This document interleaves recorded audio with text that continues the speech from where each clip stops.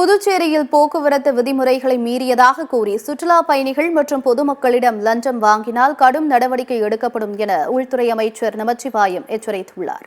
Puducherry DGP அலுவலகத்தில் காவல்துறையில் சட்டம் ஒழுங்கு மற்றும் குற்றச்சம்பவங்களை தடுத்தல், போக்குவரத்து நெரிசலை கட்டுப்படுத்துதல் தொடர்பாக காவல்துறை உயரதிகாரிகளுடனான ஆலோசனைக் கூட்டம் நடைபெற்றது.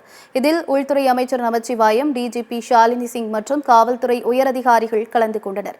இந்த ஆலோசனைக் கூட்டத்தில் பெருகி வரும் குற்றங்களை தடுப்பதற்காக எடுக்க வேண்டிய நடவடிக்கைகள், காவல்துறையில் காலி பணியிடங்களை நிரப்புவது உள்ளிட்ட விஷயங்கள் குறித்து ஆலோசிக்கப்பட்டது.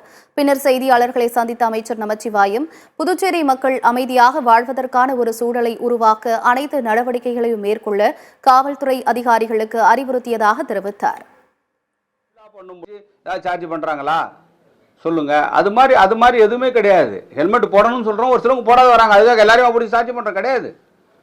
யார் ரொம்ப ஓவர் ஸ்பீடு போகிறாங்களோ, ரேஷ் டிரைவிங்கோ அல்லது ஓவர்டேக் பண்ணி போகிறது, இது மாதிரி அதாவது டிராஃபிக் ரூல்ஸை யார் வயலேட் பண்ணுறாங்களோ அவங்க பேரில் தான் ஆக்ஷன் எடுக்கிறோமே தவிர, வித்தின் த டிராஃபிக் ரூல்ஸில் போகிறவங்க நம்ம யாருமே ஆக்ஷன் எடுக்கிறது இல்லை.